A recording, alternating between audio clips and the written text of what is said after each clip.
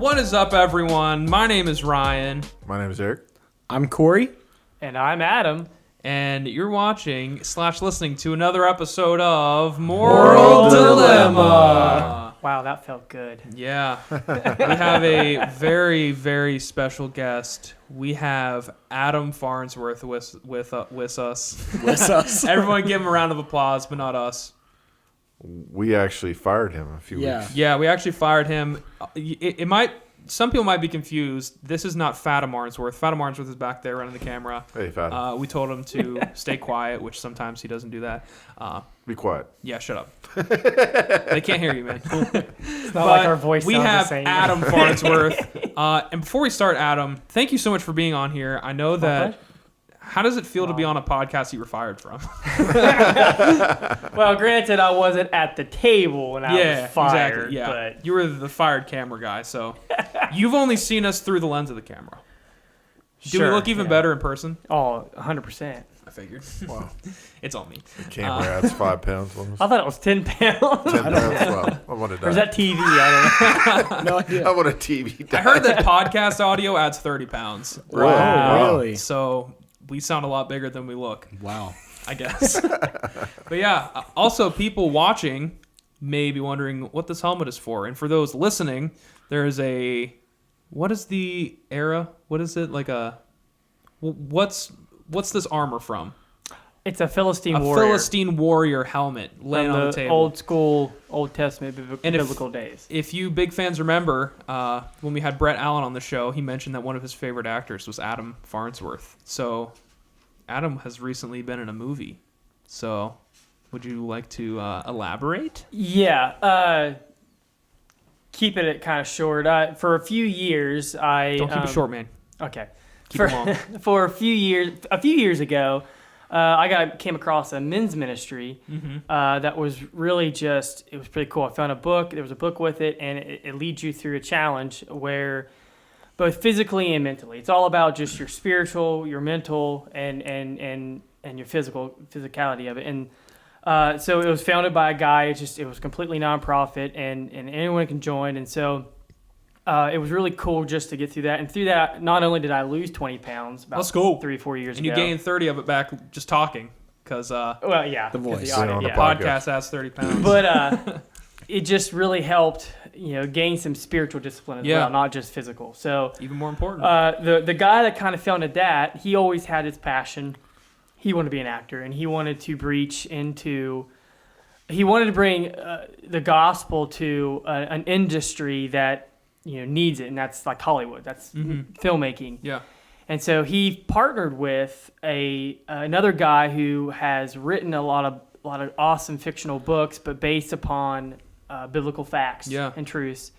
And he's in his history, he's tried to bring some of his books to life through film, but just not everything didn't line up. So they partnered together, and they created a new studio called Gaborum Studios.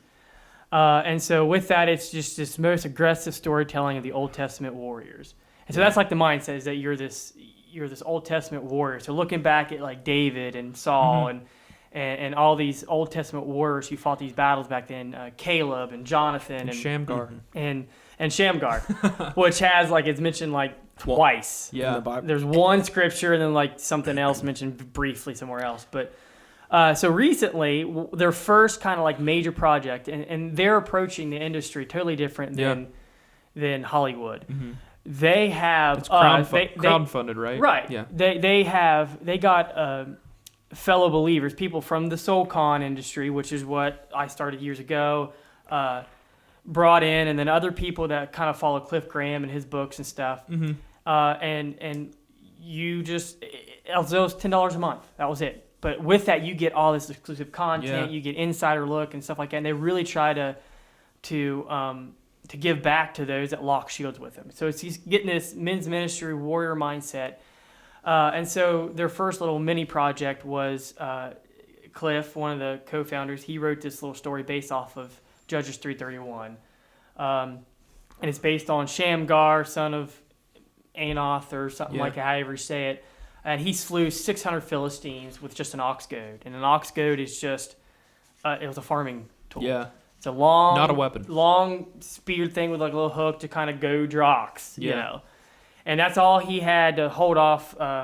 And they call it like this pass, but it's just this area where this is kind of how Cliff Graham kind of used his imagination around that area, because David and Goliath was in the Valley of Elah and stuff like that. So it's like this major in-way into the land that the Philistines always tried to invade. And so just kind of imagining at this particular time, there's 600 Philistines marching against to go take over this land, and all there is just this farmer Shamgar. Yeah. And so it's a little short mini film that I got to go because, kind of poured into it and stuff. Yeah. Got to be an extra in. And so the helmet is just a part of the whole get-up that I got to bring home. Yeah. So I do have one question. If anyone can see this helmet, are the brushes on the top of the helmet so that you can wipe your feet off if they get dirty? I don't know. I feel like that's really functional. It'll be functional. I'm assuming this is pretty accurate to the time. He Yeah. did a lot of research, but it could not necessarily. It Well- could vary. I know because they used a lot of things too, where the number of these depicts the level of officer you are, Oh, yeah. Well, or something like that. and But, it reminds me how of like the accurate pictures that of is. like Spartan armor Yeah. too, Yeah. and like things like that. And I feel like It's very the Philistines had a lot of were big on riches, so they had like gold and things Yeah. like that. So they probably were trying to make themselves look yeah. Oh yeah, intimidating but, yeah. just in what they wore. Yeah. So that And it was cool. Like I have this big like cloak, this real little black like fur Kind of looking disappointed thing. you didn't have it on right now. Yeah, you Yeah. should be wearing the whole thing, I man. would sweat to death. And we gotta, had like, like the kilt, like the skirt type thing. With Did you wear it. underwear under the kilt? Well, here's the thing. No, he didn't. Well, yeah, basically that was all I could wear. Yeah. They told us we had to go to Utah. Yeah. So this is February Uh-huh. in Utah. The Chilly. snow, they found this awesome that looks like a pass, and it's like on one side it drops down like a cliff, Yeah. and then you got cliffs on this side of you, and so you got this, and it's a hiking trail, Yeah. really, is what we were able to film on. But it was really fantastic because they filmed everything in 1 week, Wow. start to finish. Mm-hmm. They flew us extras. There's about 70 of us that went out there. They flew us out, and they used us for 3 days of that filming. And then, so we got to film everything in 7 weeks. They filmed everything. And you were slaughtered. Pretty much. But we were in there, and they sent out all this information to us, and they gave us suggestions on what to buy because, it was kind of hard. We had a guy that, kind of worked for SOCON and then is jumped over to Gaborim, and he kind of was our liaison for us extras between us and the production staff. So he's communicating what he can to us. Mm-hmm. So anyways, they send out word about what to wear because we have the concept art of what this armor is supposed to look like. Yeah. But without physically knowing exactly what, they try to give us information based on what we're going to wear. So they sent us a list that you can buy stuff from Amazon, suggested things. So like brown gloves, you could wear black if you want to. And they put these brown thermals, so long sleeve or pants, but and like a brown toboggan thing. And then they put a suggestion on boots, but people were asking questions and stuff. So you could pretty much wear different boots you want because they had coverings to go over it. And you may not catch it in film. So anyway, they sent a artist rendering of what you wear, and they kind of suggested that you cut the sleeves off and then cut the pants to make like boxer brief shorts. Yeah. So that you don't really see that. And so I went ahead and got them, and I cut them off. But then people were saying, well, just hold off until you get here to cut them. I'm like, well, too late. I already cut them. Yeah. I actually ordered me 2 pair. Good. And so the first day we filmed, that's pretty much all we wore. Yeah. And we were freezing. Freezing, yeah. Now they try to get a big canopy tent with a bunch of heaters in there, propane heaters and stuff, so we can kind of go like a warming tent. The production assistants were handing out hand warmers like they're candy, and people were shoving it everywhere. Now, the second and third day after we got the feel for filming, we realized that they don't necessarily see every part of you. So all of us are like cramming stuff underneath. Yeah. Well, we called them our brownies. We were to our brownies. That's what we called it. People will put stuff over top of them or underneath of them and trying to, because you don't really see. And really, because I'm short, my kilt kind of went down really far to where the the things you put over like your leg guards were like cheap stuff. Anyways, they went up so far that I could have wore snow pants. You wouldn't even know. Yeah. Because all you see is the kilt and then my shin guard. Yeah. Mm-hmm. That's it. So I lucked out on that. But some of the other guys that are taller, they. I know that snow pants were very popular during Bible times too. Yeah. So I probably would have fit the vibe. Well, there's a documentary that they filmed behind the scenes of it, and one of the behind the scenes things, one of the other guy, one of my fellow Philistines, he shared, he tried to freeze it as best he could and get a snapshot of it, but it says, "Who's the idiot wearing blue jean shorts?" And it was him. Yeah. he found it was like of us marching, and so the documentary guy's right here. Now you don't see it in the film, they can help, but in the documentary He's it's gonna all get exposed. raw. Yeah. So you can see his blue jean pants or something like that. It's kind of funny, but it was cool too because a lot of us got to help on like behind the scenes stuff too. Yeah. So That's cool. even if we weren't a soldier, there's guys holding up, light deflectors. Yeah. I got to help build the base for a jib for the camera. Yeah. That's cool. It was really awesome. And the trailer came out and it's really cool, so we'll link that. Yeah. Viewer discretion is advised, though. It's violent. not. It's very Game of Thrones. It's not family friendly, but the disclaimer is they want to be accurate. Yeah. They want to be accurate That's to cool. biblical times. No. So when's the final thing coming out? You said it's kind of soon, right? we haven't got the final word, but they kind of gave it maybe end of this month or September or something like that. Yeah, So. we'll link the info for that. It's really awesome. It might actually be out by the time this airs. I don't know. Ooh, probably. Ooh. We're pretty far in advance, but yeah, we'll link it. But Wait, yeah, should we also address that Logan's not here? Yeah, Logan is also quick, here. Obviously, they've noticed that. My baby brother has left for college. He might be back. He might. He's going to come back for episodes, but just like right now, at this current point in time, he left for college. Yeah, he is studying. He called me today and also said to wish everybody luck on this episode, and he wished he could be here. So he jinxed us. It's going to be a bad episode. Well, I am on here, so that might be bad. Well, you were fired once, and we can't fire you again. So we're monitoring your behavior. Yeah. We also didn't write him a contract, so this could get rough. Yeah, that's okay. Where was Logan at on that? I don't know. He should have been on top of it. Yeah. But yeah, you're on thin ice, so watch it. Yeah, there will be an evaluation. But yeah, we got a fun episode for y'all. First, we're going to talk about something that I love to do every summer. Not even exclusively summer, all the time. Camping. Pretty much your whole life, right? Pretty much my whole life. Yeah. I've been raised on camping. It's not really camping that other people know as camping, because we have a nice camper. Did you always have a nice camper, or when did the camper come into play?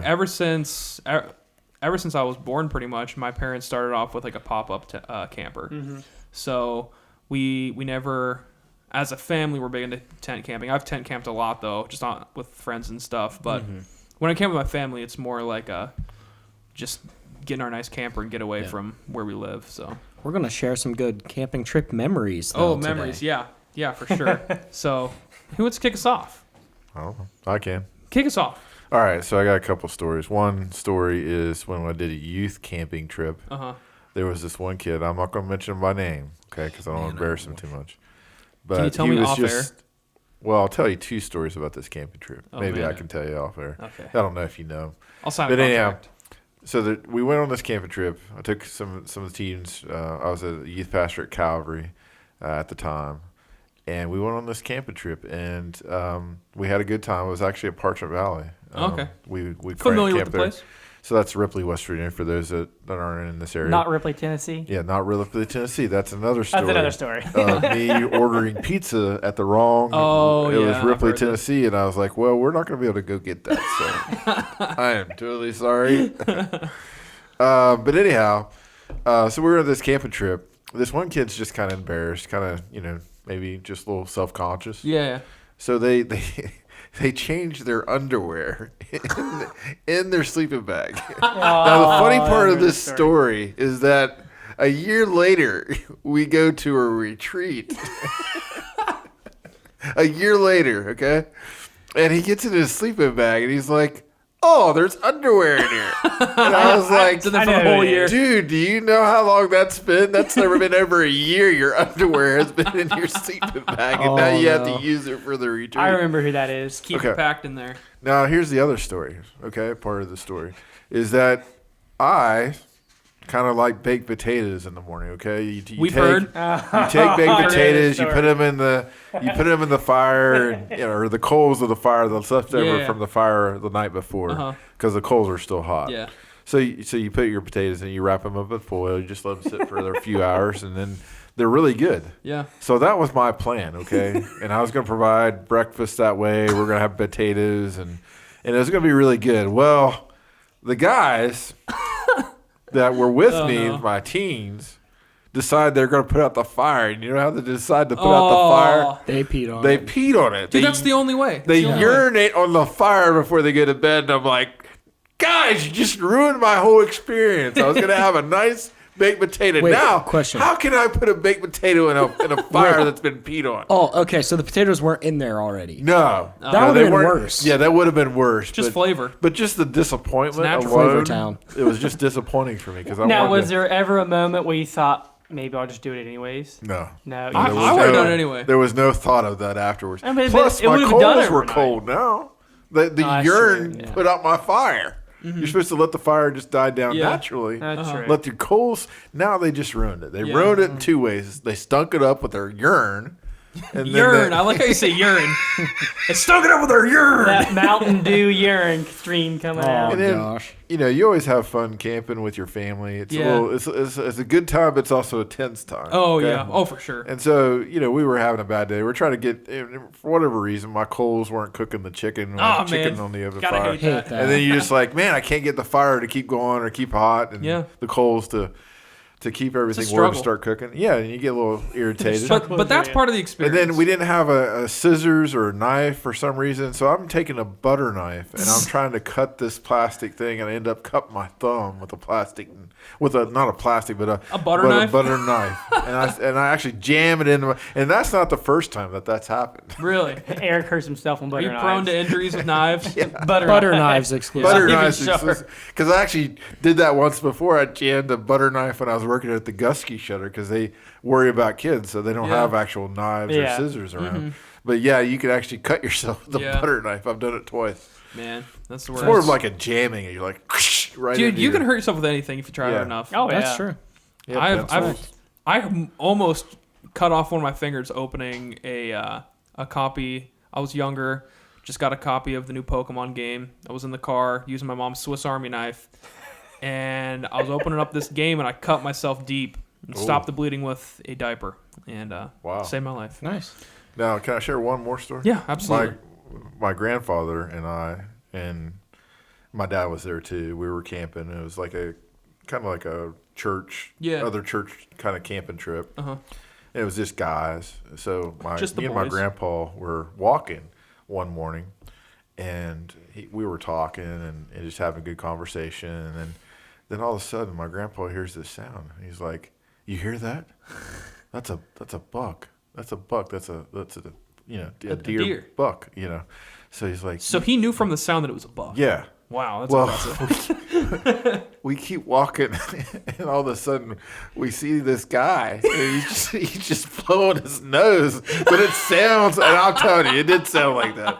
It did sound like Sounds some like type of a deer snorting. yeah. It sounded like a deer snort, but he's just blowing his nose. And we're like, You got all stealthy my for grandpa. I just remember my grandpa just dying laughing because he's like, "Holy cow! I just thought that was a deer, and here it is. Here it is. Just Paul was his name. Here's Paul blowing his nose. Yeah. Wow, that's funny. Crazy. Oh man. I can go real quick. Sure. So, like I said, I've been on a lot of good camping trips, a lot of memories. I could share a lot. But the one I'm going to talk about is probably my favorite camping trip I've ever been on is when I went camping in Iceland. And so not even your family. No. I mean, there's some good memories there, obviously. I don't know if you would call... I mean, you camped. That's the most like living a nomadic life for a few this weeks. this was camping. So did you actually pitch tents? Or? Oh, yeah. So you also slept in a van, too. Yeah, for a quick background, me and a few of my friends from Iceland, I've talked about this before, but haven't gone in depth. Maybe one day I'll go completely in depth because it was one of the best experiences of my life. We got to show you a trailer sometime. Yeah. Your video. But me and some friends from college just kind of randomly decided that we wanted to go to Iceland. And so And it was all based off the movie, right? Yeah. Yeah, we were inspired because we watched the movie The Secret Life of Walter Mitty. And there's a scene there's like actually probably 30 minutes of the scene where he goes to Iceland, and specifically the scene that inspired us when he longboards down this big hill in Iceland. It's like a really iconic scene. We were like, we should go to Iceland. And how did you break it to your parents? This is. I'm glad you asked that. So my friend Jake, who was one of the guys, he had been there before a few years ago with his family, and they did they kind of went and did the really touristy stuff. They stayed in a hotel or something, and Jake knows my mom really well. Is that Jake from State Farm? Yes, it was. Yes, it was. It was Jake from State Farm. What are you wearing, Jake? Yeah. He was wearing a red shirt and khakis, and he knew that my mom, because I had to get it past my mom. Yeah, I mean, it was up to me. Like I was old enough, but I did want to get it approved with my mom so she could. You didn't want to go. That's good. That's good. You didn't want to go through a period of hell for exactly. a year. Yeah, I wanted to come home safe to a safe home and not be attacked. So Stuff's out in the yard. Jake made my mom a PowerPoint. You did.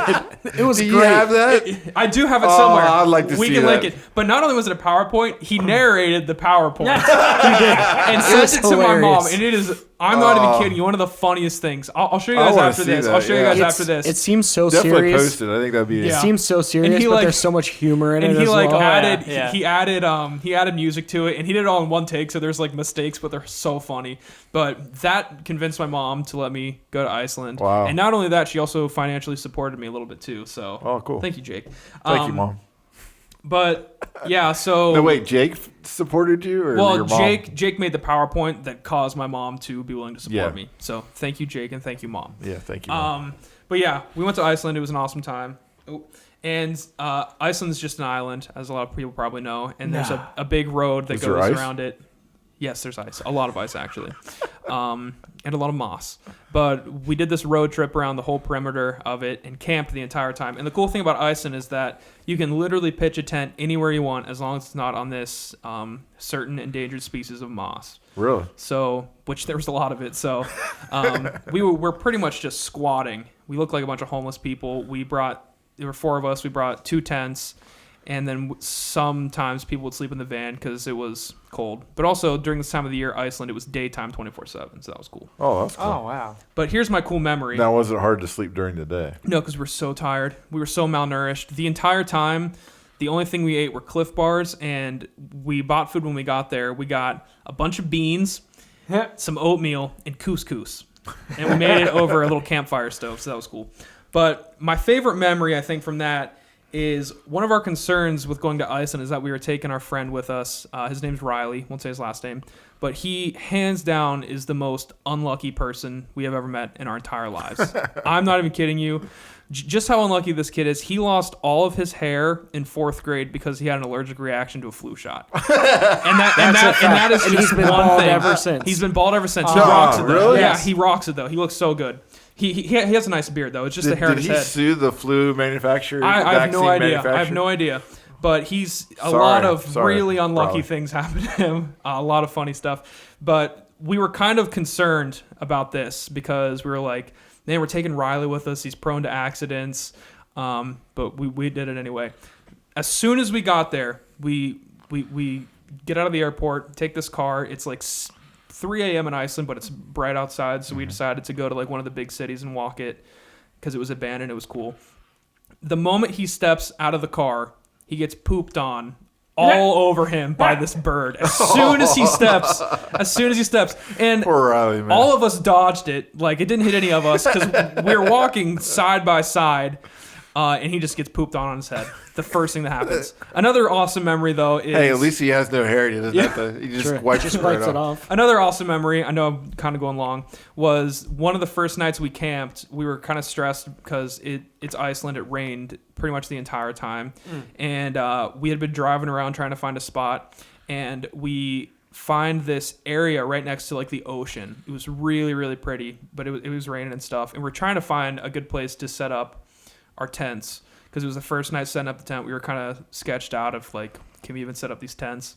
And we were exhausted because we've been awake for the whole flight and everything. And we find this awesome spot that is kind of like, so you have the ocean on one side and then this huge mountain on the other side. And we found like kind of like a cave Oh, cool. right by the water. and we pitched a tent there, started a fire, and it was the coolest night Oh of my yeah. life. wow. It was so awesome. Cool. And Now did you get a longboard? no, Oh, we didn't do You that. should've done Well, the hill Yeah. that we're talking about is like I'm pretty sure he used a professional stunt double to do that. It was something Yeah. that we could not have done. it would have gone too fast. Yeah, oh for Riley would have died. sure. Riley would have died. For sure. We wouldn't have Riley, but. Unlucky Ever since Riley. then, me, Jake, Riley, and my friend Ben, we've gone on some other trips, and somehow all of those trips, despite one weird thing happening to Riley, have gone really well. So yeah, and I'm going to Texas here soon to see them next Sunday. So yeah, there's one of my favorites. Cool. Corey has a really cool one too. I hope you tell the one that I'm thinking. I'm going to tell a couple because talking about all of Riley's accidents, I love camping. Mm-hmm. But almost every camping trip I've ever been on has gone horribly wrong. Yeah. Yeah. So I love the experience of camping, but I just don't have good luck. So the first story I'm going to tell isn't the major one that Ryan's thinking of. Okay. But one of the first memories I have camping, my uncle's family and my family decided to all go camping together. And they had a camper. But we did this thing where we were like, all the girls can sleep in the camper. The guys are going to pitch a tent outside. Like, it'll be fine. Well, it starts raining. It gets so cold. Yeah. Like, so cold. And I wasn't that old. And I was just like, girls are in the camper. We're in here. And I'm sitting in this tent. I'm like dying, I think freezing. I've heard this before. And I'm just like, I can't sleep. I'm like shivering. I have like a million blankets on. It doesn't matter. It's probably like, I honestly think it got below freezing at night. And 20 degrees or something. yeah, it was crazy. And then I wake up and I'm like, I can't sleep anyways. And I'm like, my hands are like almost blue. I'm looking around. My dad and my uncle are both gone. It's just me in the tent. My dad had just left you in the tent. It's like You need that body heat in it's there, like man. five, That's why it's you're like cold. well, it's like Scott 5. Nolan's a warm guy. Well, it's like 5 o'clock in the morning You've at this snuggled him point. before. Oh yeah. It's about 5:30 in the morning at this Yeah. point. I get out of the tent. My dad had gotten so cold that he went and turned the van on in the middle of the night and laid the seats down in the van and slept in the van. Just He left by me- himself? Yep, by himself. And I walk into the camper, and my mom and my aunt had gotten awake. And my mom, like, flipped out because I would literally look so horrible. Yeah. They, like, heated the camper up super hot, put me under, like, a million blankets, and, like, put me in one of the beds in the camper. And then they all left and, like, got breakfast and stuff and just let me sleep until I was warm. And, like, brought it back, and I woke up and I was miserable. It was like, I think it's just funny how your dad just left yeah. you. Yeah, he was in the van. I think my uncle got in his truck. That's like, funny. It was like, You were all and it by was just yourself. me. And You're trying to tough it out. yeah, Abandon And your I didn't son. even You realize- thought you were being bad because you were the one staying in the tent. Yeah. Yeah. yeah. So, Man. so I literally, I honestly can say it was the coldest I've ever been in my life. Because I couldn't feel my feet at all. I was like stumbling around when I was trying to like walk. Get out, It yeah. was so cold. But I was like at that age where I felt like I had to push through it. So I was like, I want to say I was like 10. So I was like, thought I had to, just, Yeah. Right, I right. need to stay out here because we're supposed to sleep out here. I'll be fine. So yeah, that was the. Would have like, been the nice for your first- dad to say, "Hey, son, come with me. We're going to Yeah. get warm." Well, That's kind of creepy though. I hope he wouldn't say it quite that way. But, Maybe not exactly those words. I guess. Yeah, maybe if it was more like it's too cold out here, we're gonna go sleep in the van. Hey son, come with me. I'm gonna get you warm. Get in the back of this van. I'd be like, I'm good, Dad. I'll freeze. We gotta keep each other warm, son. So, my big camping story, which is the story Ryan wants me to tell. Yeah. This story hurts. It does hurt. This is a horribly. It very hurts. unfortunate story, but Yeah.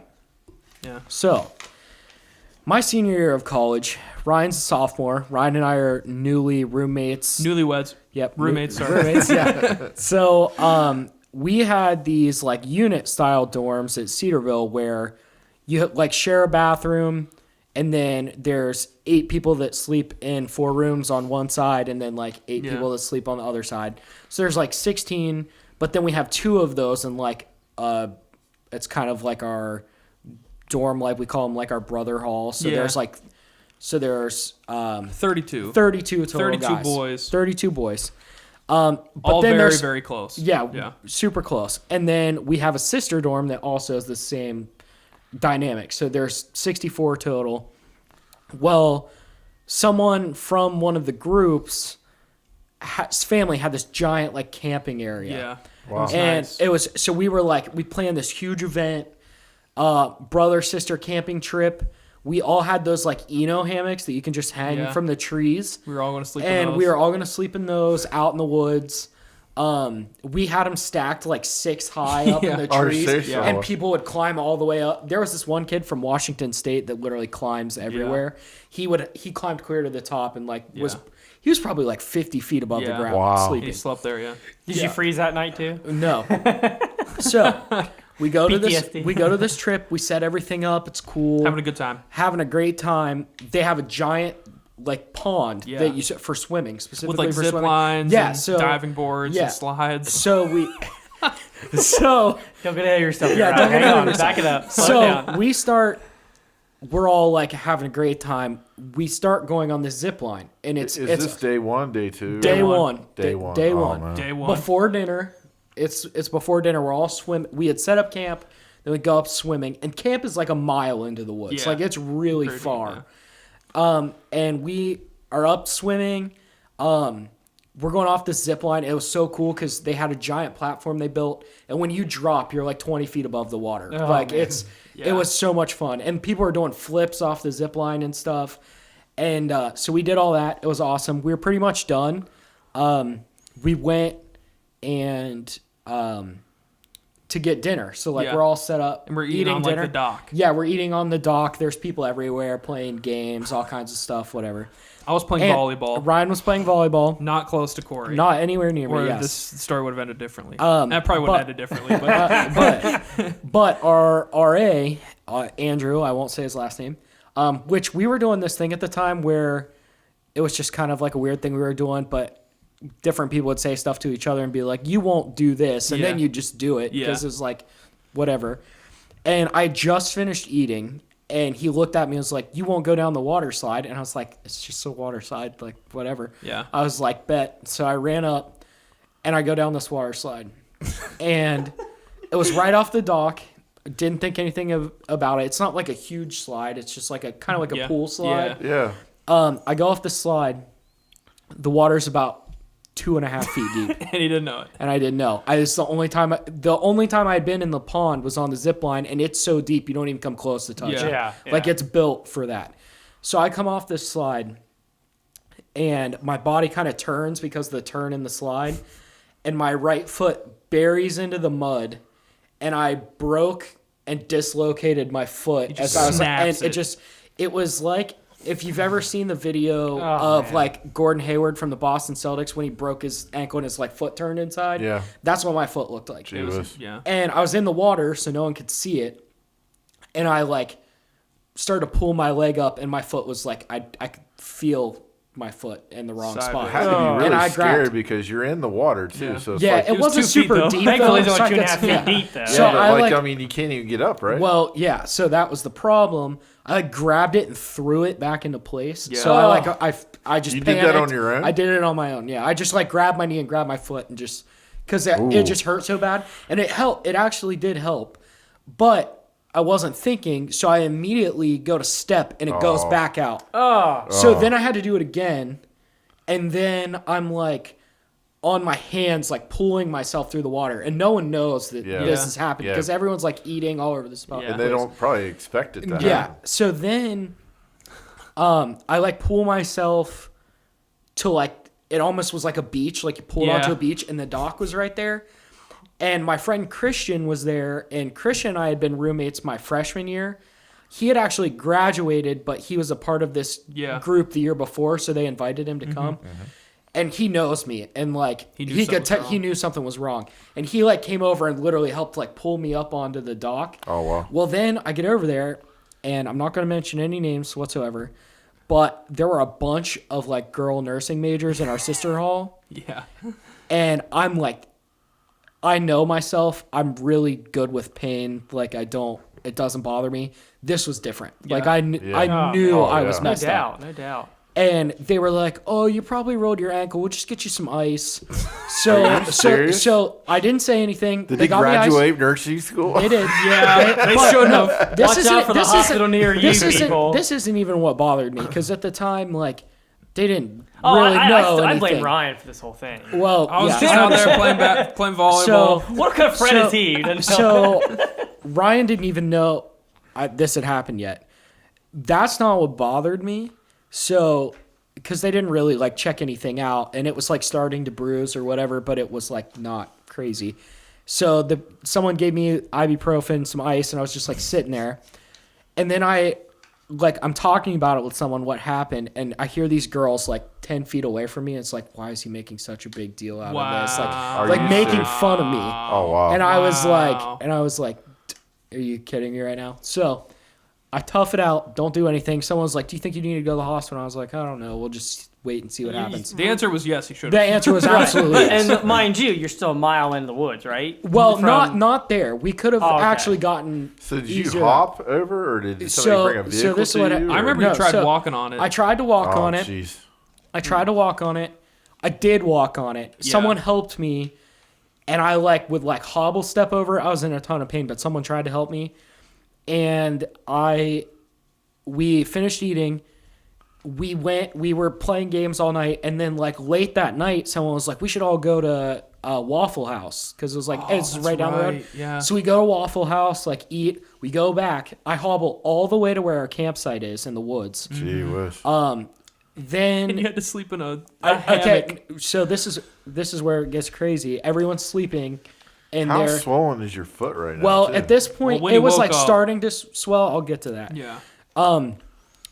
When everyone went to sleep, and I'm laying in my hammock, but at this point in time, I'm in so much pain. Yeah. I literally can't do anything. I didn't sleep at all night. I texted my mom because we still had cell phone service, even though we were out in the woods, and I texted my mom until 3 o'clock in the morning, and my phone died at that point. Oh, man. And so from 3 o'clock to 7 o'clock, when the first people woke up, I laid in my tent in the woods in the dark, just wide awake, looking at other people's tents in pain. So I didn't sleep all night. Then we get up, and someone's the person below me was saying something, and I was like, dude, I can't even get out of my hammock. And they were like, what are you talking about? I was like, I need someone to literally lift the blanket off because I can't lift my leg to get out of the hammock. So they helped me.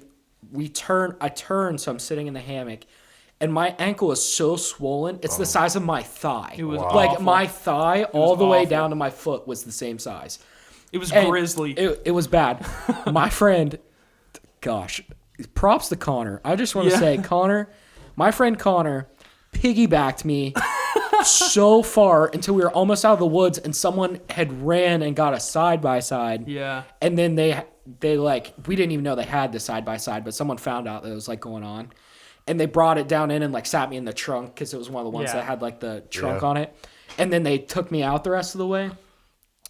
But we went straight to the hospital that day.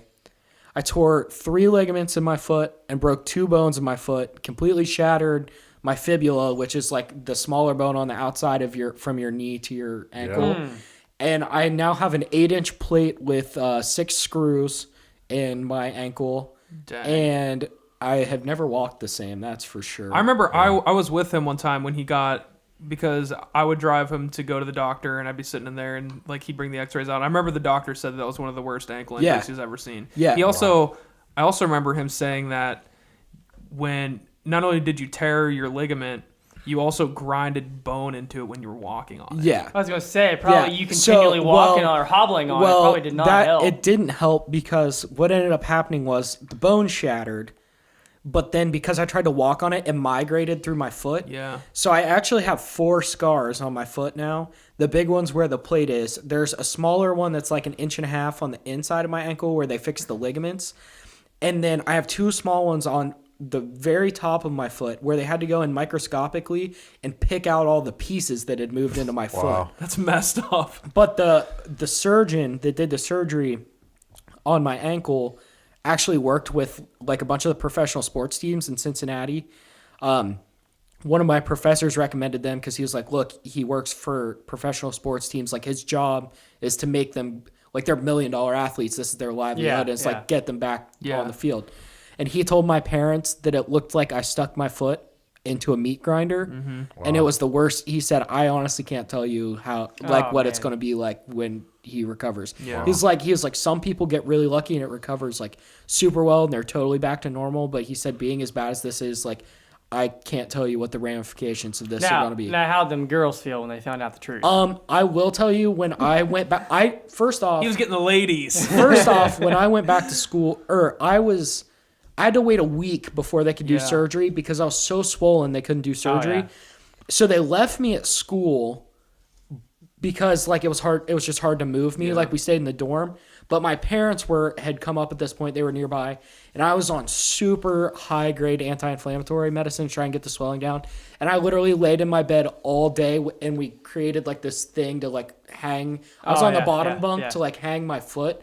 And Ryan like just went to class and then would come back, and I would still be in bed. Like I couldn't. The only way I could get up is if I had to use the bathroom. Yeah. But we made the most of it. We still had a great year. We had a great year. But I had the surgery, and then I was gone again. So I missed like 3 weeks of class. I was gone like 2 weeks. I was home.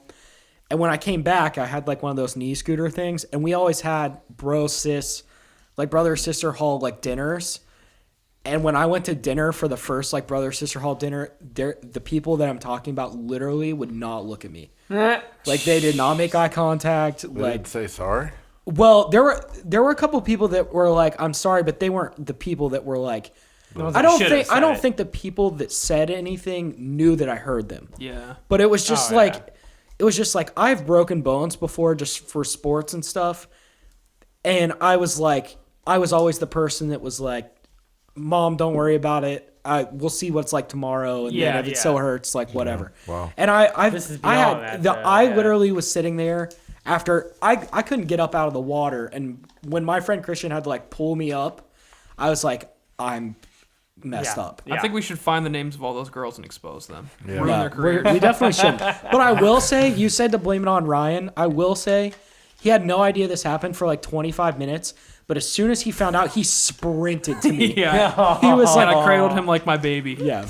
And because of that, when I was at school, our room was upstairs and I couldn't go up and downstairs for like a really long time. It took a lot of effort. I did for his me laundry. To go. He did. For months. Ryan did my laundry for cleaned months. his undies? Yeah. Yes, he did. Clean Corey's undies. Ryan was Mama Bear. I was. Sea Bear over was. there. And if I was like in the room and like couldn't go to dinner or something, he would like bring me dinner and stuff to the room. You're a good friend. He was a good friend. I don't know about you, but I saw a good time. Yeah, It was fun. he drove me to doctor's Yeah. appointments.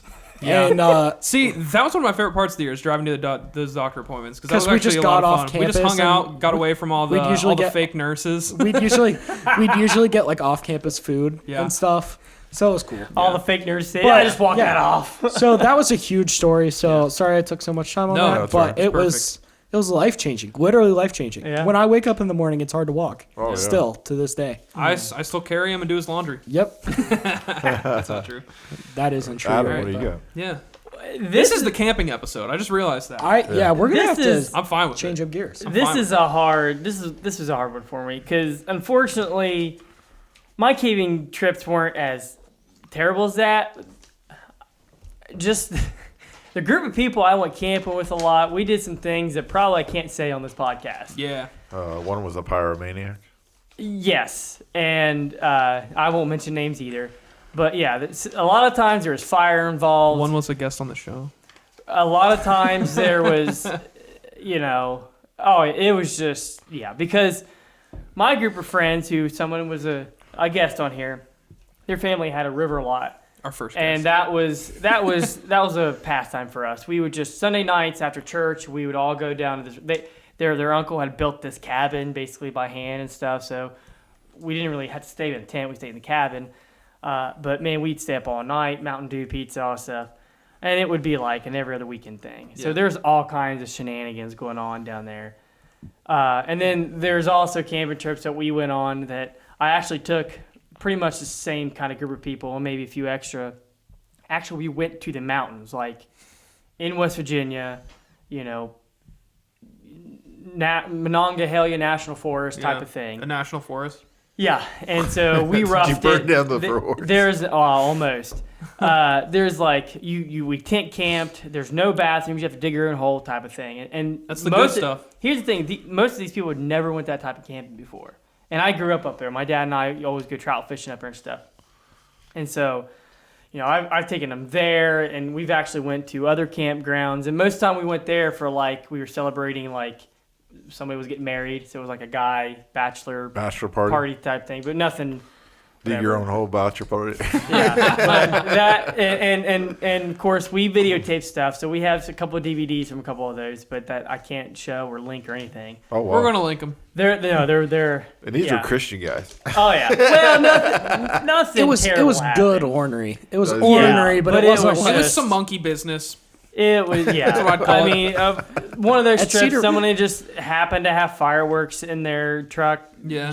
And so we were blowing hot dogs up and stuff. Yeah, but Cedarville, I will say that the boys will be boys. No, whenever we say that at Cedarville, we say, "Are you down to clown?" Yeah. That's what we used to say. That was our thing. You down to clown? Yeah, but I have had a lot of good time camping with those guys, and a couple of the things that I will share one story. One of them brought a BB gun, and it was an airsoft gun. It was an actual metal BB gun. Yeah, the stuff you kill animals with. Yeah, you can. Or yeah. And so we're just sitting around the fire, and he's planning just shooting stuff on the ground. Well, he cocks it, loads it, and has it down low where I'm not even paying attention because it shoots me. And I'm from me to Corey. I mean, so there's a fire. We're just right across from each other, and might be shoots you? Shoots me in the leg. Like point blank? I jump up, and because he was trying to tease me with it earlier, and I said, "Do not shoot with that thing." Yeah. And he shoots me. And so, are you still friends with this person? Yes, unfortunately. So one of his best friends. Yeah. So, anyways, and so we end up, and we're I can't remember the same trip or not. Is this the same friend that you stole a wallet from? No. Okay. Different friend. This is the brother of that friend. Okay. I know who it is then. Yeah. The same guy that's also the pyromaniac. Yeah. So, anyways, the same guy that did sponsor us. Our 7-Eleven plug. We're gonna he won't get him fired.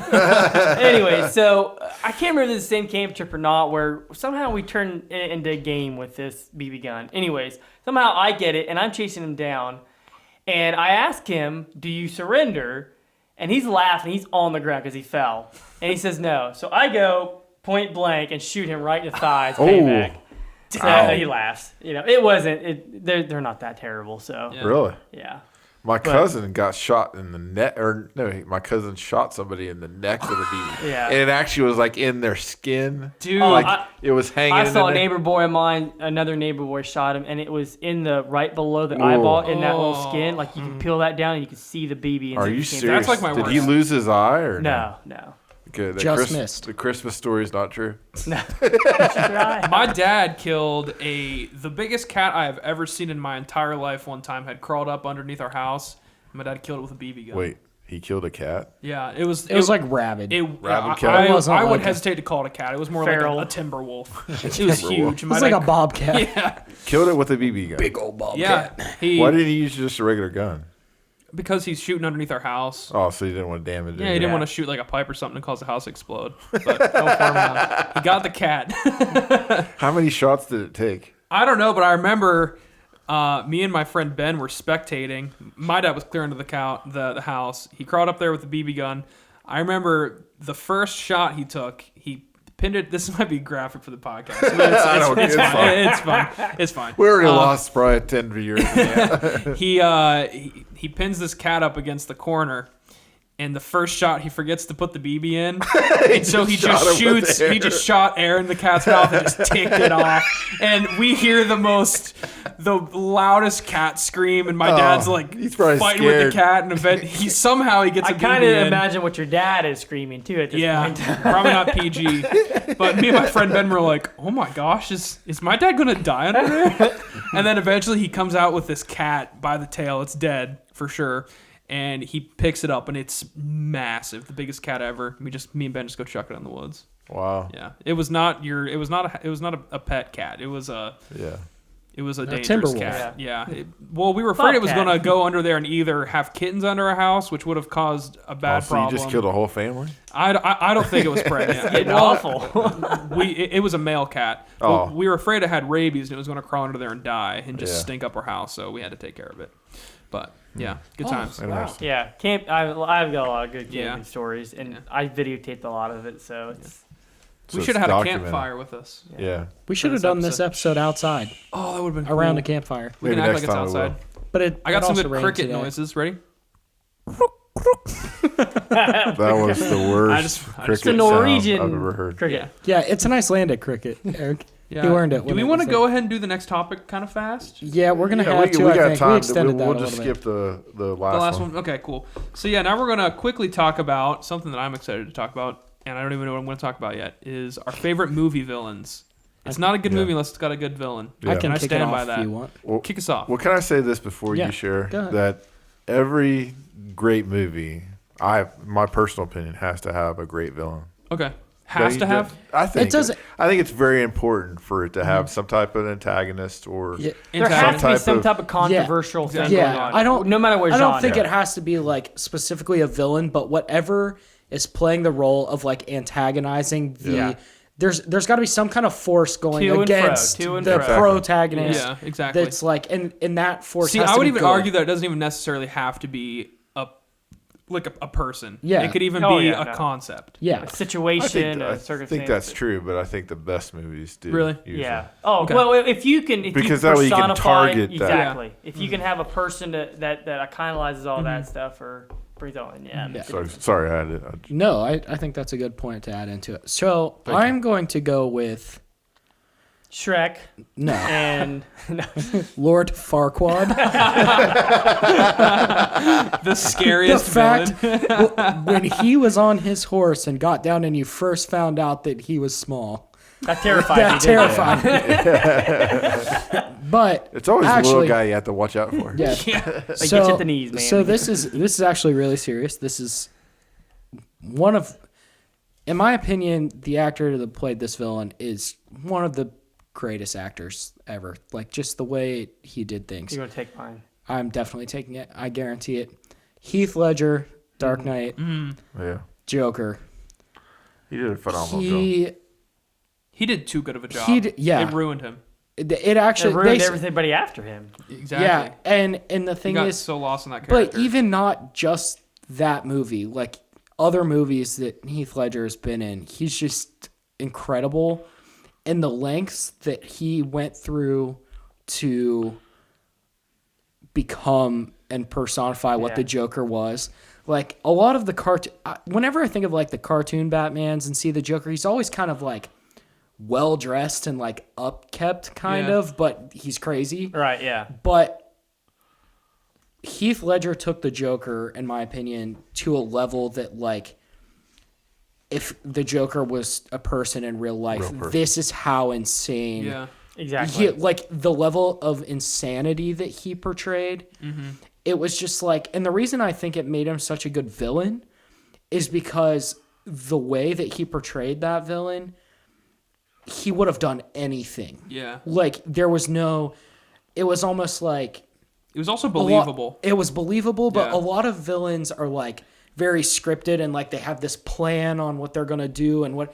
But like he would have done anything, like off script, like not a like he did have a plan, but like it didn't Yeah. matter what the plan was. It was just Well, that's I how think- insane he I portrayed think him to be. the best thing about that was the Joker was portrayed as somebody that wanted just to see chaos. Yeah. Yeah, exactly. exactly. He did, like you're pointing out, that he did have a plan, but his plan didn't have a purpose Yeah. per se to just gain wanted to wealth, create to chaos. gain money, to gain fame. See, I think He that just wanted to see the world burn. You know? See, I think that the way that the Joker was portrayed in that movie resonates so well with a lot of people is because I think that his character was a lot like a terrorist. Yeah. Yeah. And I think especially at the point in time when those movies were coming out, that was a very, very Yeah. prominent thing Yeah. that people were thinking about. And that really captured like the like unpredictableness See, of and- a right. terrorist. And for me, if you don't know me, I am a huge Batman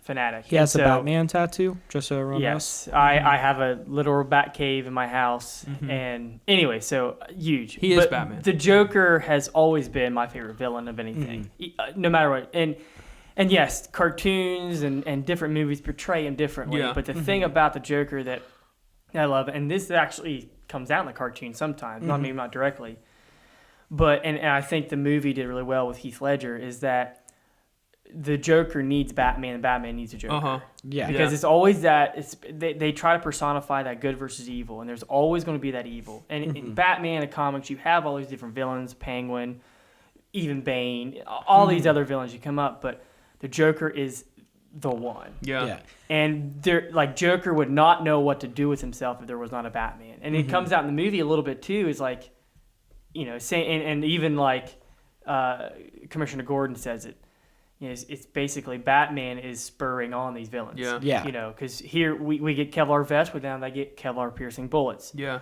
Now they have Batman, and now the level of criminals are, and that's what is rising, the Joker up. And so that I love that, even if it wasn't Heath Ledger, he did a phenomenal job. Yeah. But just the Joker in general being that as villain a concept, is so no, it's genius. It really is. Well, and the thing I loved about the Joker, when I talked about like his look too. Oh yeah, that was like spot on. in a lot of the other ones, like the makeup's done really but the way grunge. it was very grungy. The way his makeup was like kind of running, and stuff like that. It's just, I don't know. He was the most intimidating Joker. And going off what Ryan says, like they could, if it wasn't being a Batman movie, they probably would have done with no makeup. Yeah. Because they weren't trying to make him look like, they were trying to make it a bit terrorist type of feel almost. And so if we got to put makeup on him because he's a Joker, then we're gonna make it look like that. Yeah. You can almost which turned out really well, I think. Yeah. You know what? I agree. Thinking about that movie in general, though, I thought the opening scene for The Dark Knight was one of the best. Just the whole bank robbery. Oh yeah. I love that with all the different elements, and then you got he had this stepped and Yeah. The guy I hired has told me to kill you. Yeah. And then they just kill each other until he's the only one left. That's crazy. What a good movie. Yeah, it was a good movie. I also think Joaquin Phoenix did a really good job as Joker. I still haven't seen that. Well, so actually, when he mentioned that, Joaquin Phoenix, I thought about the Joker, but then I also thought about another evil role that he played was the Gladiator. Yeah. Oh, yeah. And I was thinking, wow, that's a great example of a great villain in that movie because he's just creepy. Yeah. You just get the creeps when he's on screen. I mean, that's kind of the imagery of a great villain is anytime he's on the screen, you're like, oh, I really don't like this guy. But he made the movie so much better. Yeah. Oh yeah. And that was a great movie. That's what drives that other character. Exactly. What drives them. And so the better the villain, the more it drives that other person, the protagonist. I mean, it really drives him more. Yeah. So. For sure. Yeah. It drives the movie. Yeah. I'll go ahead and mention a few other ones if that's okay. Yeah, go for it. I was thinking about. Eric took a lot of the ones that I was going to say, but I want you to mention them. No, go ahead. Because let me go ahead and I can just. I already threw Joaquin Phoenix. Well, I think you're going to have Corey, but I have awful ones. I think you're going to have better things to say about. Well, I'll add to it. Go ahead. Throw them out there. What's it called? Toss them. Let's hear. No Country for Old Men. Yeah, that one. So, what's the guy's name? I'm looking it up right now. Javier. If you haven't seen a movie called No Country for Old Men by the Coen brothers, wow, flawless. And I think this flawless. guy that is the protagonist, the evil character. Let's not spoil it for Corey because I know he hasn't I haven't seen it. I don't want to spoil it for anybody. But didn't we say we might watch that tonight? You see this, and you see this man just kind of he goes through a tear, and you're like, wow, this is really. It's amazing. Some of the most intense movie scenes I've ever seen come from that movie, and it's just so good. You also going to mention Seven? Yeah, Kevin Spacey. Kevin Spacey, which we talked about him being a villain in real life. Yeah, I said he had the best movie to real life adaptation of a villain ever. But the Seven movie, that's an amazing movie, and again. If it wasn't for the evil character, the villain in the movie being so good at what they do, it just doesn't make it come. But Seven was a well thought out movie. But Kevin Spacey, to his credit, even though he's evil in real life too, he did a great job playing that character in 7. Mm-hmm. Yeah, that was really creepy for sure. Just the whole knowledge of him taking his fingerprints off, just so he wouldn't be caught. Crazy. What's it's in the box? Like, whoa, yeah, what's in the box? What a iconic thing. All right, so mine is one of my. I've mentioned this movie before, and not only I think is this one of my favorite villains. I guess you call it a villain in the movie, but also one of my favorite actor performances in a movie is The Shining. Yeah. Jack. So Jack, from The Shining. Jack. Oh man, I mean, Jack Nicholson absolutely killed it. I think it's really cool how the entire movie kind of focuses on his descent into insanity. Mm-hmm. I think that's so cool.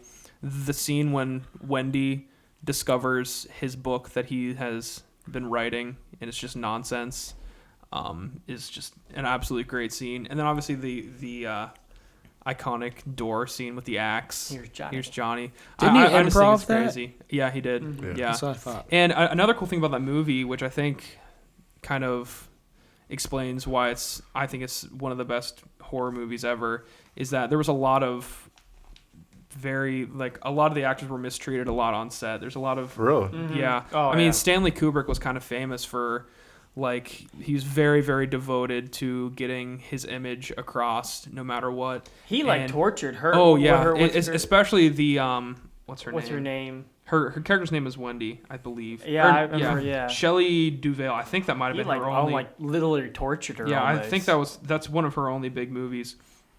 But no, she was in Popeye with. she was also in Popeye. Sorry, this is her second. Robin Williams. Big change of gears right there. Big shift. But no, that scene, here's Johnny's scene. She didn't even know that he was going to come through the door with the axe. She thought that he was going to do something else, and so her screams were real. Wow. And I remember they would Stanley Kubrick would just treat her awful and just wouldn't give her a break. I also remember seeing that. The lighting for the inside of the hotel, they had these, in order to get the effect they wanted, they had these huge floodlights on the outside going in, and the inside of the hotel was burning hot because of the lights. But he liked the effect it did. So all of the actors were just really being miserable, which just, I mean, the movie's about a family being broken. Seeing Jack Nicholson was Joker. That's what I was going to say.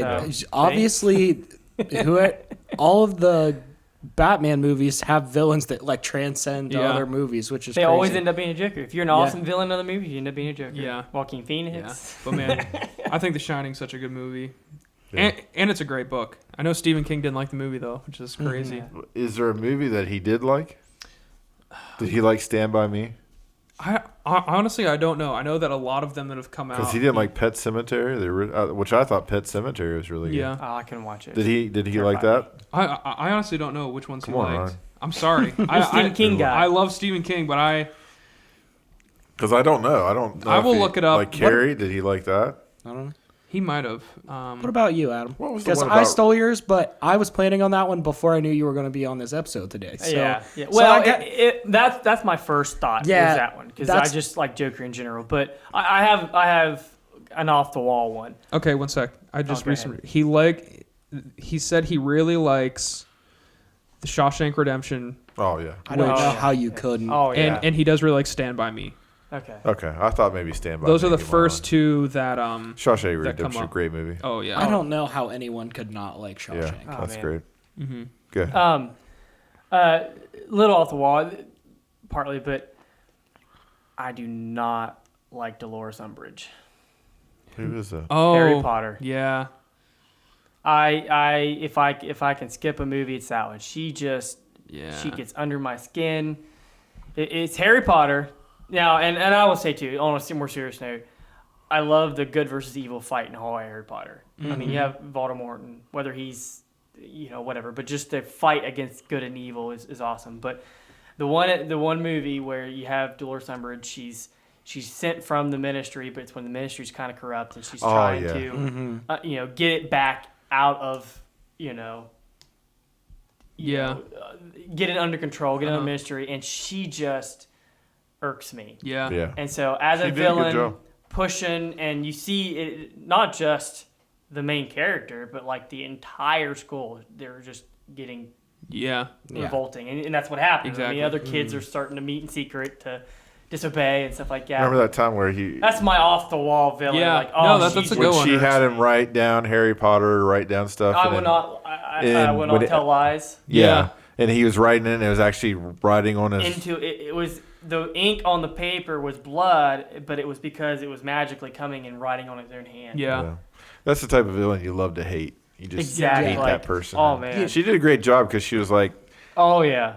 And it's too like true that she was like fake. Like you knew that like she was trying to give this idea that she was good, but then exactly. you know that you can tell. Oh yeah. So as an actress, she did phenomenal. I think with portraying that type of personality and stuff. But she gets under my skin. So I didn't think about it before, but I also really like that you brought up Harry Potter because like how we talked about like a good villain, good hero. Mm-hmm. I love in Harry Potter how the like good side and the bad side are actually so like muddy and intertwined in the middle. Yeah. Because of like there are people that are bad but become good and people you think are good and become bad. And then just the idea of like the Horcruxes too, like Harry being he had one. bad in him. So he literally had bad in him, and just how they were so connected the whole time. Yeah.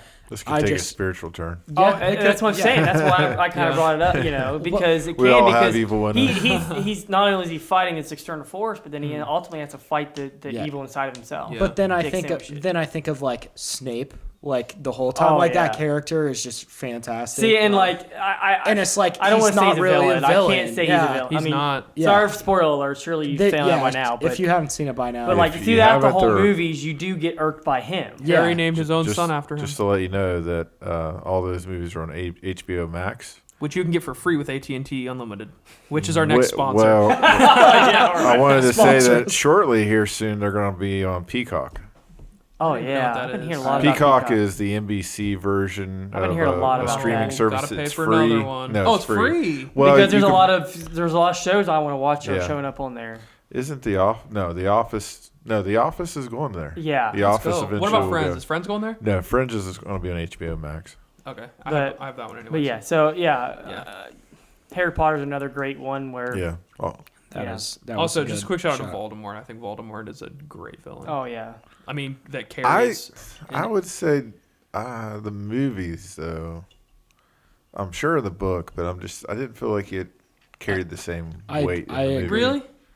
I didn't feel like he was. I disagree. I'm sure the book would have been better. I think the presence, like when they talked about him when he wasn't in the scenes, was incredible. When he showed up, but when he actually showed up, it was like every time. Yeah, I agree with that actually, because everyone can have their own opinion. You thought he was all that? Oh yeah, like a bag of chips. Like, what is it? Is it Goblet of Fire where they bring him back? Yeah. I thought that was lame. Yeah, I did. agree. Really? Just the movie adaptation. I've read the book. You're wrong. Really good. I just like the way he kind of like came back and was like this little like baby that was struggling, and I just didn't.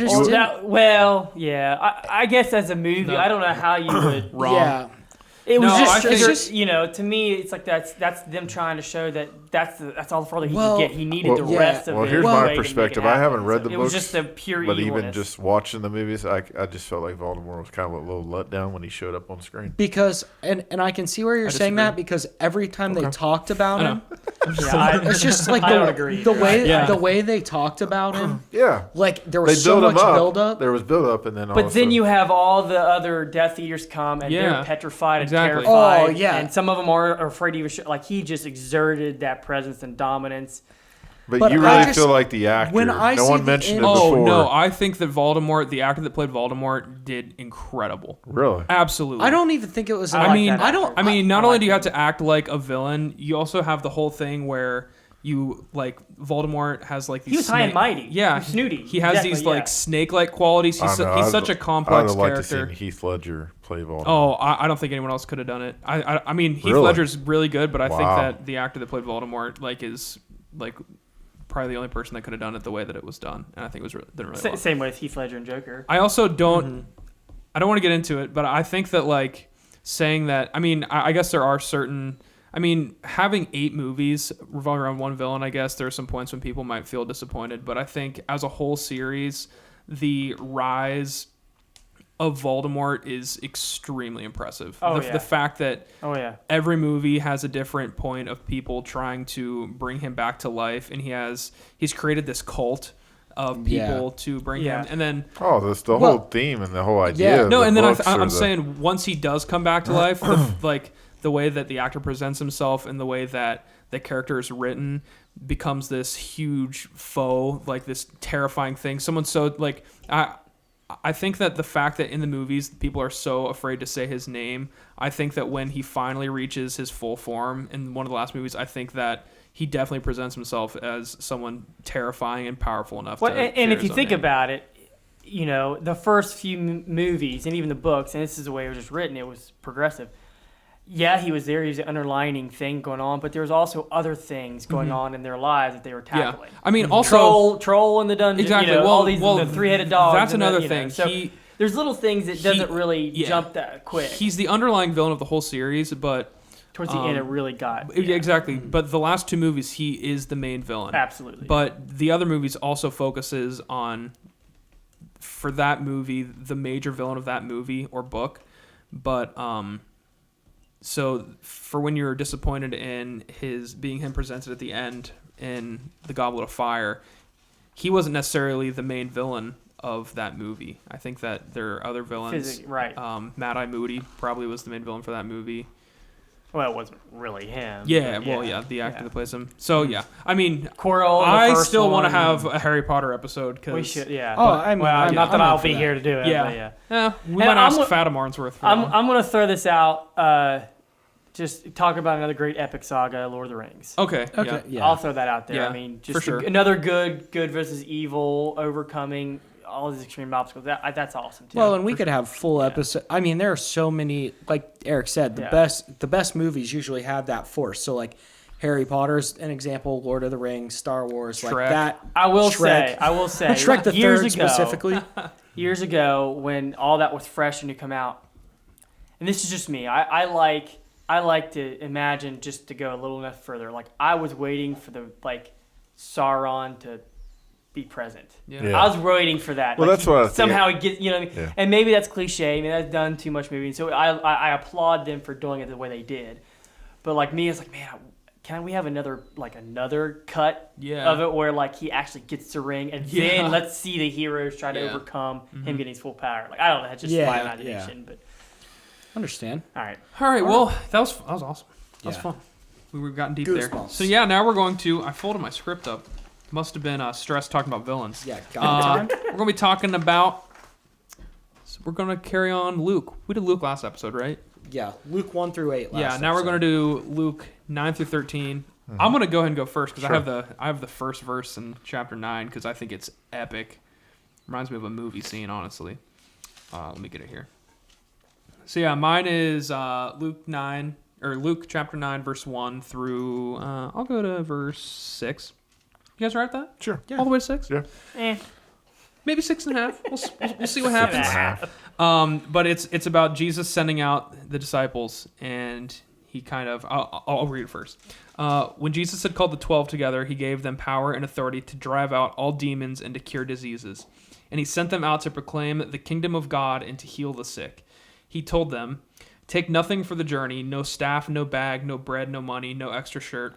Whatever house you enter, stay there until you leave that town. If people do not welcome you, leave their town and shake the dust off your feet as a testimony against them." Mm-hmm. So they set out and went from village to village, proclaiming the good news and healing people everywhere. I just think that is epic. So epic. Like, that reminds me of a pep talk that Nick Fury would give the Avengers before going out and spanking Ultron or something. Yeah. That is so epic. And this also was written way before any of Ultron, that. So really? Why Ultron? Yeah. Thanos maybe? I don't know. I've said before, I'm not a big Avengers guy, so I'm sorry. Thanos. But yeah, it's just verse 3 especially, those red verses there, take nothing for the journey, no staff, no bag, no bread, no money, no extra shirt. You just need the Spirit of God. That is just so powerful. And then also, even at the end, if people do not welcome you, leave their town and shake the dust off your feet as a testimony against them. That is so flippin' cool. It's really inspirational, honestly. And it's just a group of regular guys too who are going out and doing these incredible things that that God has given the opportunity to do. So I really think that's interesting too, because doesn't that happen several times in Luke? Doesn't Jesus also shake the dust off his feet in a town? Yeah. Yeah. So it's like just the imagery of that's like you're like, I'm done with you at this point. Yeah. Like the dust, I'm not even worthy of the like dust on my feet, of your town. Yeah. It's just like, I think that's crazy because I can't remember what town it is. I think it starts with a B. I want to say like Bethesda, but that's a game maker. Yeah. It's something like Belbury. that. Yeah. It's something like that, I think. And that's just too because. It's right here. It might be Bethesda. Is it Bethsaida or something? Bethsaida. Okay. I think the same thing. I think Skyrim. Yeah. He's living Whiterun. Yeah, that to me is like, especially that right there where Jesus is leading by example. Yeah. Of, okay, these people don't treat you right. Well, instead of shouting against them, instead of rising against them, instead of doing this, just shake the dust off your feet and go on. Mm-hmm. That's a great leading example of what we should do against people. Yeah. Crazy. Yeah. I love it. I like what you said about the pep talk, though. I would love to see a movie adaptation of that. Exactly. Well, like he just gets this big thing, like leading them up, and then they go out and start healing people and stuff. Yeah. Well, if Gaborum Studio go switch over to the New Testament, I'll be sure to put that in. We should make our own studio and do New Testament. Yeah. I think you should make a drama, Eric, and have that be.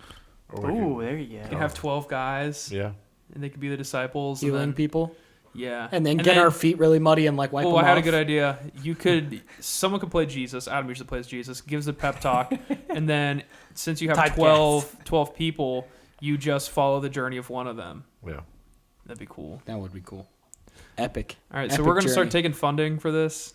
Sponsor us. Let's get our podcast paid for. We kind of did a drama around that where it was one of the disciples and Jesus and walking. I mean, you used your name. Yeah. Remember that with Myers as Jesus? Jesus? Yeah, it was really cool. I was kind of walked and did foot washing. You guys were young in youth group. Probably before me, yeah. No, you were in the youth group. I remember Hannah and you guys, that age group, being there. We were at the Jackson Hall, the little building at Cedar Lakes, and we started with the stoning of a woman.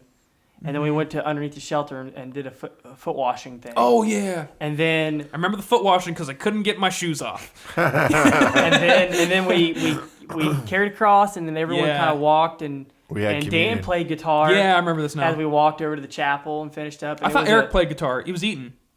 Maybe I don't know. Because he played Use Me. But, I think it was Eric. Yeah, and then so you and Jesus had a conversation. Yeah, it was really cool. It was like everybody in the youth group was disciples. Yeah. But I was one that Jesus talked to. I remember that. And so we ended up having communion the Last Supper at the. Kind of like a peer Jesus. Yeah. But I remember whoever was playing Jesus or whatever called me up to the front to wash my feet.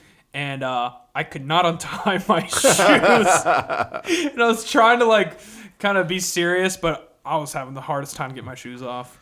But I got them off. Corey, you want to go? Yeah. Yeah, sure. I'll go. I picked Luke 9, verse 49 and 50. And this is when he's obviously in Luke. They're following all of Jesus' teachings.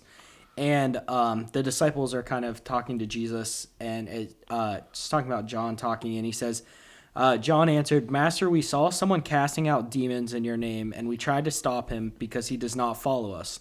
But Jesus said to him, do not stop him, for the one who is not against you is for you. Yeah.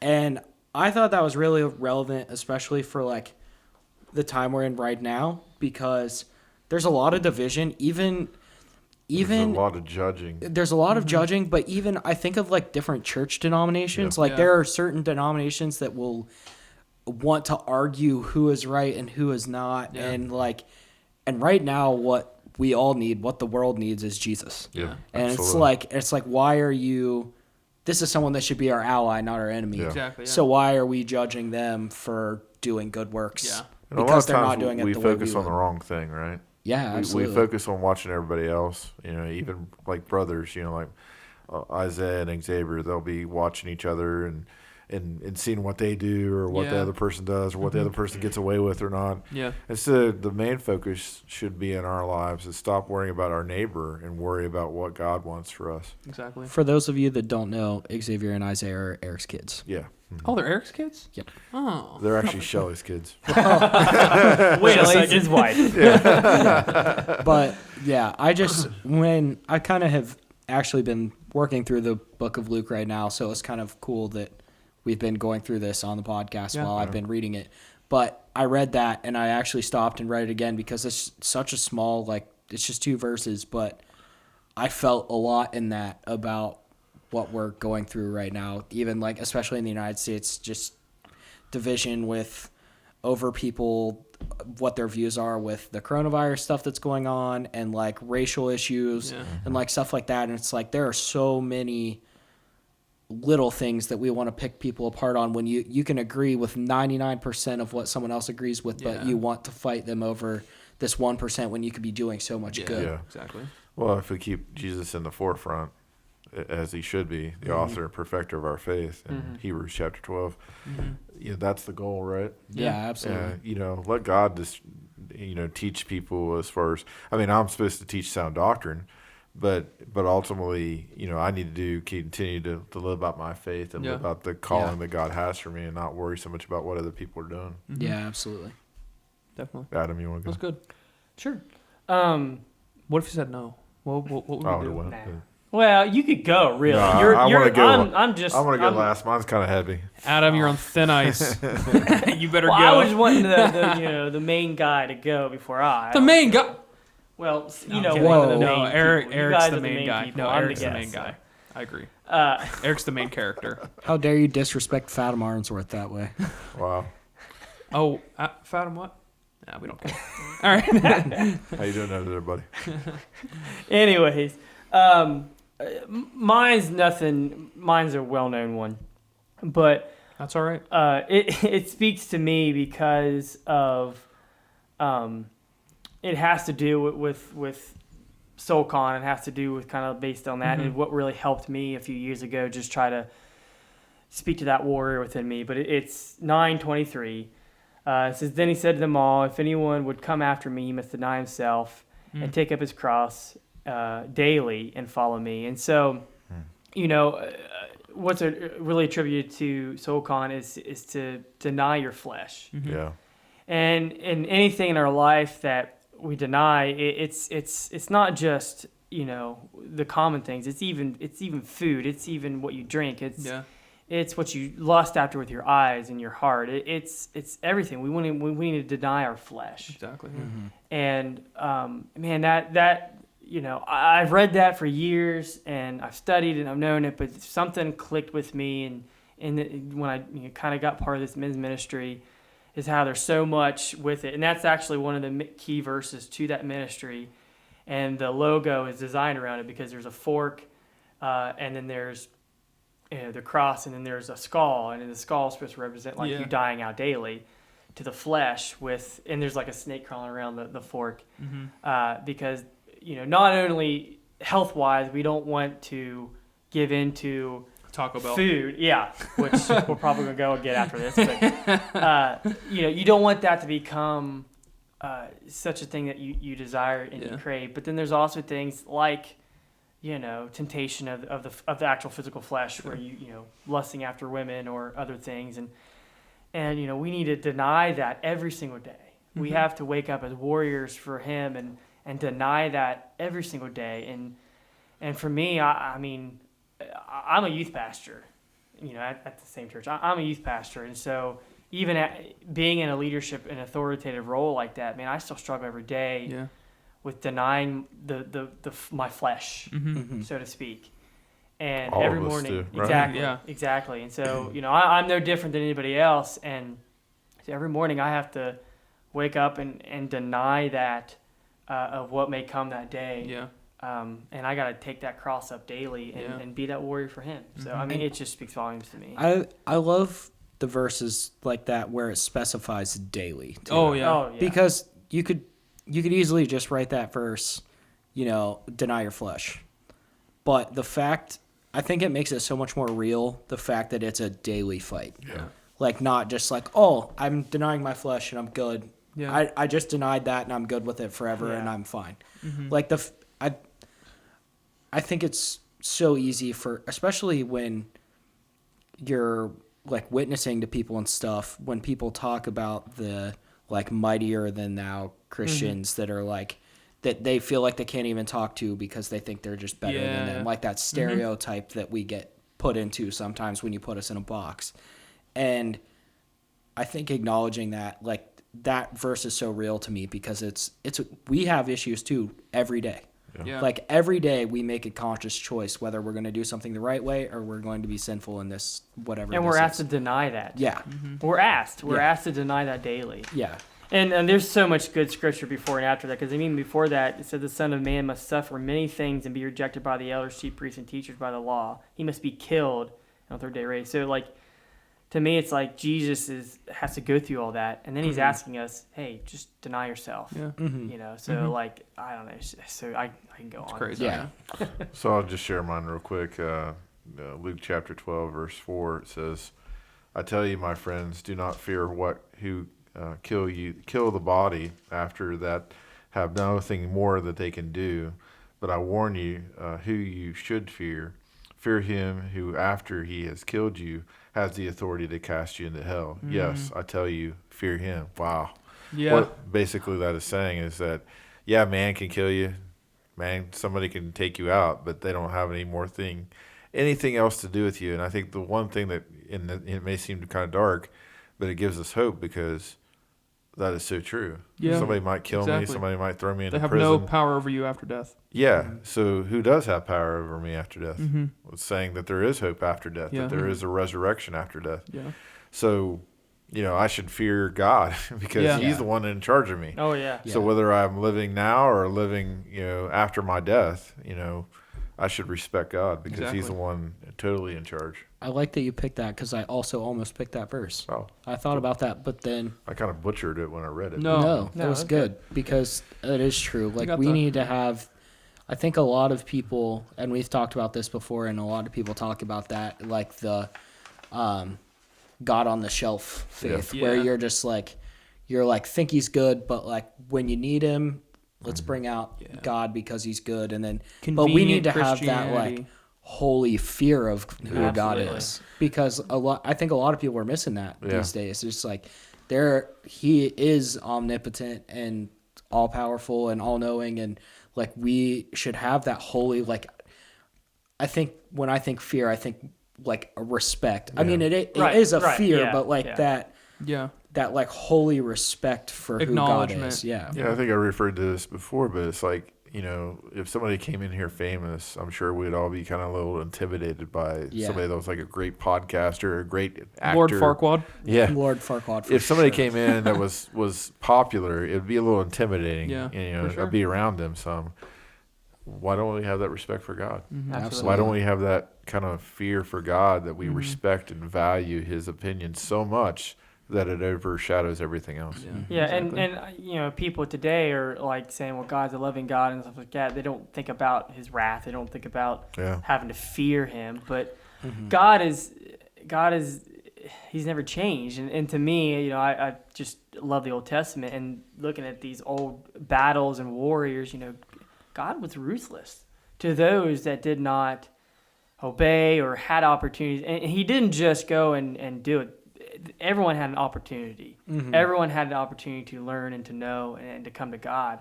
And he gave them opportunity after opportunity. And then if they chose to disobey and like the Philistines, God backed his people up and wiped them out. And that's what's so... There, and I don't have a problem. There's no one I'm going to offend because the Philistines there's no descendants of Philistines. They're gone because they were such a pagan nation, and God poured his wrath out upon them that you can't. I know New Testament happened. Jesus came. He's love. He's peace, and all this stuff. But God's still the same God yesterday, today, and tomorrow. Well, I kind of disagree with that because Jesus says he came to set animosity to us because... you know what I mean? Like, I do think that's kind of the concept that people get across that you're sharing. I just don't think we should forget that. Yeah, God's the same. The same God. And I don't want to say that to live in fear. I don't want him to wipe out my descent, or my sin. But I mean, but he is the final judge. Yeah. I think we just need to keep that in mind. Yeah, for sure. Sounds good. Yeah, it all sounds good. We need a word for the day. We forgot we didn't that do last week. Yeah, I think. Sorry, guys. Lord Farquaad. Lord Farquaad. I like that. Farquaad. Spell it however you want. We'll understand. But yeah, thank you guys so much for watching another episode. It was a good one. Thanks for having me, guys. The campfire stories. I kept your seat warm for you. Thank you so much, Adam. Fatima Arnsworth over there. Keeping it rolling screw for up. us. You're Yeah. going to be careful. sitting right You here might too. lose your job. Yeah. But yeah, thank you, Adam. Thank you, me. Thank you, Eric. Thank you, Corey. Later, guys. See ya.